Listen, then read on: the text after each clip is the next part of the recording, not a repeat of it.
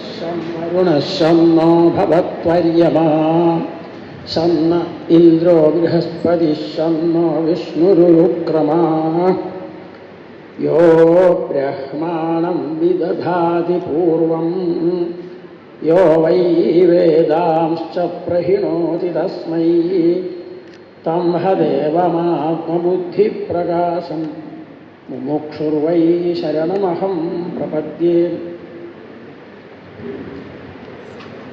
अतीव सन्तुष्टोऽस्मि.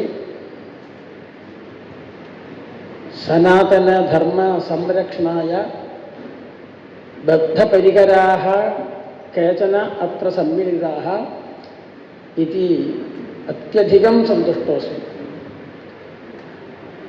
अत्र यद्यत् अत्र वक्तुम् अस्ति तद् संस्कृतभाषायामेव कर्तव्यमिति विचारः आसीत्. किन्तु भाषणं तु सर्वेषां बोधाय एव भवति. अतः अत्र आगतेषु केचनैव संस्कृतभाषाम् अवगन्तुं शक्ताः. अतः सर्वेषामपि उपकाराय केरलभाषामेव आश्रित्य കിഞ്ചിത് വക്തുമിച്ഛാമി. നമ്മളെന്തെങ്കിലും പറയുന്നുണ്ടെങ്കിൽ അത് മറ്റുള്ളവർക്ക് മനസ്സിലാവാൻ വേണ്ടിയിട്ടാണ്. പറഞ്ഞിട്ട് കാര്യമില്ല, മനസ്സിലാവണ്ടേ? മനസ്സിലാവുന്ന രീതിയിൽ പറഞ്ഞു കൊടുക്കണം. അതുകൊണ്ട് അധികം ആളുകൾക്കും ഇവിടെ വന്ന ആളുകൾക്ക് സംസ്കൃതം കുറച്ചൊക്കെ കേട്ടാൽ മനസ്സിലാവുമെങ്കിലും പൂർണ്ണമായിട്ട് മനസ്സിലാക്കാൻ പറ്റില്ല. അതുകൊണ്ട് മലയാള ഭാഷയിൽ തന്നെ ഏതാനും വാക്കുകൾ പറയാൻ ആഗ്രഹിക്കുന്നു. നമ്മുടെ പൂർവികന്മാർ നമുക്ക് തന്നിട്ടുള്ള ഏറ്റവും വലിയ ധനമാണ് വിജ്ഞാനം. അച്ഛനമ്മമാര് കുട്ടികൾക്ക് വേണ്ടി ധനം സമ്പാദിച്ചു വയ്ക്കും. പക്ഷെ ആ ധനം കൊണ്ടൊന്നും എല്ലാവർക്കും സന്തോഷം കിട്ടാറില്ല, എല്ലാവരുടെയും അനുഭവം. എന്നാൽ ഏറ്റവും വലിയ ധനം ഏതാ? വിദ്യാധനം സർവധനാൽ പ്രധാനം. ഏറ്റവും വലിയ ധനം വിജ്ഞാനമാണ്, അറിവാണ്. മറ്റ് ധനമൊക്കെ കൊടുക്കുമ്പോൾ ഇല്ലാതാവും. കൊടുത്തു കഴിഞ്ഞാൽ ഒന്നും അവശേഷിക്കില്ല, എല്ലാം പോയി. ഇത് കൊടുക്കുന്തോറുമേറിടും. എത്രയും കൊടുക്കുന്നുവോ അത്രയും നമുക്കത് വർദ്ധിച്ചു വരും. അത് നോക്കിയിട്ടാണ് ആചാര്യന്മാർ പറഞ്ഞത് വിദ്യാധനം സർവധനാപ്രധാനം. അപ്പം അങ്ങനെയുള്ള ആ വിജ്ഞാനമാണ് നമ്മൾ സംരക്ഷിക്കേണ്ടത്. അതിനു വേണ്ടിയിട്ടായിരുന്നു അനേക ഗുരുകുലങ്ങളും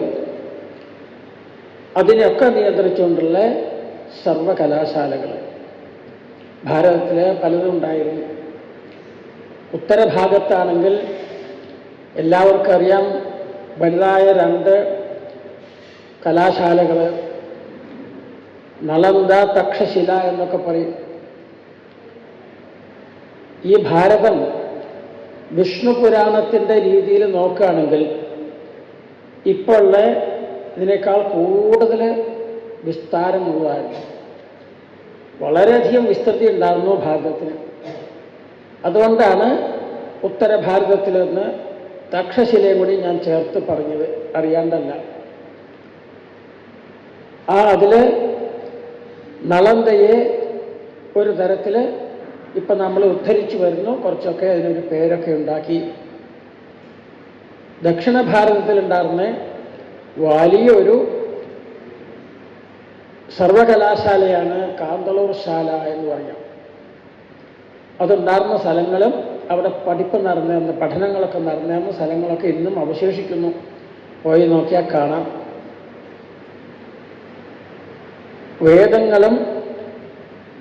വേദങ്ങളുടെ സംരക്ഷണം.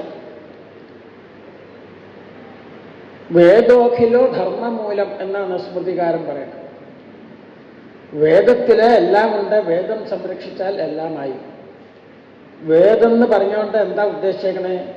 ഋക്ക്, യജുസ്, സാമ, അഥർവം മാത്രമല്ല.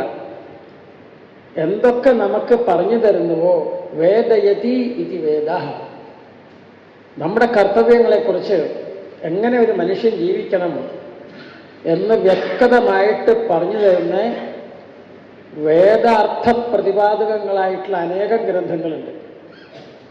അതിനെ മുഴുവൻ മനസ്സിലാക്കി യഥാശക്തി ജീവിതത്തിൽ പകർത്തുമ്പോൾ എന്താണോ ധനത്തിൻ്റെ ഉദ്ദേശം അത് നടക്കും, സുഖം കിട്ടും.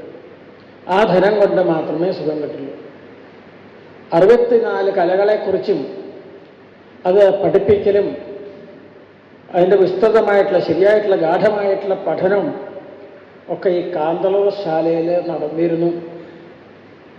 അതിനെക്കുറിച്ച് ആദ്യം ജനങ്ങൾ ഒന്ന് മനസ്സിലാക്കുക.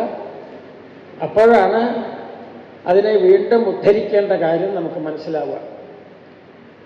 അതും ഭഗവാൻ ഓരോരുത്തരെ നിയോഗിക്കും. അപ്പോൾ ഈ കാലത്ത് കുറേ പ്രൊഫസർമാർ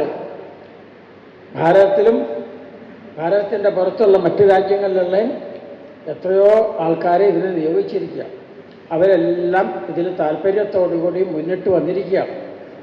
അപ്പോൾ എല്ലാവരും കൂടി വരുമ്പോൾ നമ്മളതിന് സൗകര്യം ചെയ്ത് ഉടനെ വേണ്ടതൊക്കെ ചെയ്താൽ അതിന് വളരെ വേഗത്തിൽ അഭിവൃദ്ധി ഉണ്ടാവും. ഈ അനന്തപുരി ഇത്രയും പ്രസിദ്ധമായിട്ട് തീർന്നത് വെറും ഒരു നഗരം കൊണ്ടല്ല, ഭഗവാന്റെ സാന്നിധ്യം കൊണ്ടാണ്. അനന്ത പത്മനാഭസ്വാമിയുടെ സാന്നിധ്യം കൊണ്ടാണ് ലോകപ്രസിദ്ധമായിട്ട് തീർന്നിരിക്കണേ തിരുവനന്തപുരം. എങ്ങനെയാണ് ഭഗവാൻ ഇവിടെ വന്നത്? ഭഗവാനെ ഇവിടെ പ്രതിഷ്ഠിച്ച ഒരാളുണ്ട്, വില്വമംഗലത്ത് സ്വാമിയാണ്. അദ്ദേഹമാണ് പത്മനാഭസ്വാമിയെ ഇവിടെ പ്രതിഷ്ഠിച്ച് എല്ലാവർക്കും മാതൃകയായി പൂജിച്ച് കാണിച്ചു കൊടുത്തു. അപ്പോൾ വലിയ ആളുകൾ ഓരോന്ന് ചെയ്താൽ ഒരു ചെറിയ വിത്ത് ഭൂമിയിൽ കുഴിച്ചിട്ടുണ്ടെങ്കിൽ നട്ടുണ്ടെങ്കിൽ അത് പടർന്ന് പന്തിച്ച് വലിയ വൃക്ഷമാവില്ല. അതുപോലെ വില്വമംഗല സ്വാമിയാരുടെ ഒരു സങ്കല്പം, ഇതെല്ലാ ഐശ്വര്യങ്ങളോടുകൂടി സർവകലകളുടെ ഒരു ആസ്ഥാനമായിട്ട് തീരണം ഈ സ്ഥലം എന്ന്.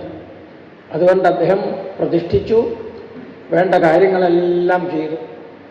അദ്ദേഹം പുഷ്പാഞ്ജലി ചെയ്തുകൊണ്ട് അവസാനം വരെ താമസിച്ചു. അത് കഴിഞ്ഞ് അദ്ദേഹം ശിഷ്യന്മാരെ പുഷ്പാഞ്ജലി കാര്യങ്ങൾ ഏൽപ്പിച്ച് സമാധിയായി. ഇന്നും മിത്രാനന്തപുരത്ത് വില്വമംഗലത്തിൻ്റെ ആ സമാധി സ്ഥാനമുണ്ട്. എത്രയോ ഭക്തന്മാരും എല്ലാവരും അവിടെ വന്നു പോണു. പത്മനാഭസ്വാമി ഒന്ന് ദർശിക്കുമ്പോൾ അതിൻ്റെ ഒരു ഫലം പൂർണ്ണമാവണമെങ്കിൽ അതിൻ്റെ സ്ഥാപകനായിട്ടുള്ള വില്വമംഗലത്തിൻ്റെ തമോഭൂമി പോലും ഒന്ന് ദർശിച്ചാൽ നന്നായിരിക്കുന്നതാണ് പണ്ടുള്ള ആൾക്കാർ പറഞ്ഞു വരുന്നത്. പലരും അത് ചെയ്തുകൊണ്ടിരിക്കുന്നു. അപ്പോൾ ഏതായാലും കുറേ ആളുകൾ ഇതിനു വേണ്ടി പരിശ്രമിക്കണം. എല്ലാവരും അവനവൻ്റെ കഴിവനുസരിച്ച് അതിൽ പ്രവർത്തിക്കുക, അല്ലെങ്കിൽ അങ്ങനെയുള്ള കാര്യങ്ങൾ ചെയ്യുന്നവരെ പ്രോത്സാഹിപ്പിക്കുക. എങ്ങനെയായാലും 5-ാമത്തെ വർഷം അപ്പം നമ്മൾ ബാഹ്യമായിട്ട് അതിൻ്റെ പ്രവർത്തനങ്ങളെക്കുറിച്ചൊന്നും അറിയിട്ടില്ലെങ്കിലും എത്രയോ ആളുകൾ അതിനെക്കുറിച്ച് ക്ലാസ്സുകൾ എടുത്തുകൊണ്ടിരിക്കണോ, പല വിഷയങ്ങളെക്കുറിച്ച്. അതൊക്കെ ഒന്നിച്ചു കൂട്ടി ഒരു ഗ്രന്ഥമാക്കിയാൽ വലിയൊരു ഗ്രന്ഥശാലയായിട്ട് മാറും. അത്രയും ക്ലാസ്സുകൾ നടന്നുണ്ട്. അവർ പഠിപ്പിക്കാൻ വേണ്ടി ഉണ്ടാക്കിയിട്ടുള്ള ആ നോട്ടുകളൊക്കെ ഒരു ഗ്രന്ഥമാക്കിയാൽ തന്നെ വലിയൊരു ഗ്രന്ഥശാലയായിട്ട് മാറും. അത്രയ്ക്കുണ്ട്. അത് കൂടുതൽ ഉയർന്നു വരുമ്പോൾ നമുക്കതെല്ലാം കാണാൻ പറ്റും. ഏതായാലും ഇത്രയും നല്ലൊരു കാര്യത്തിന് ഇത്ര ആളുകൾ പരിശ്രമിക്കുന്നതിൽ വളരെ സന്തോഷം. വളരെ വേഗത്തിൽ ഇത് അഭിവൃദ്ധി പ്രാപിക്കട്ടെ, ഒരു കലാശാലയായി തീരട്ടെ, അതിനെല്ലാ സ്ഥാനങ്ങളും എല്ലാം നമുക്കുണ്ടാവട്ടെ എന്ന് മാത്രം പ്രാർത്ഥിച്ചുകൊണ്ട് ഈ വാക്കുകൾ ഇവിടെ സമർപ്പിക്കുകയാണ്. എല്ലാവർക്കും ഒരിക്കൽ കൂടി മംഗളം പ്രാർത്ഥിക്കുന്നു.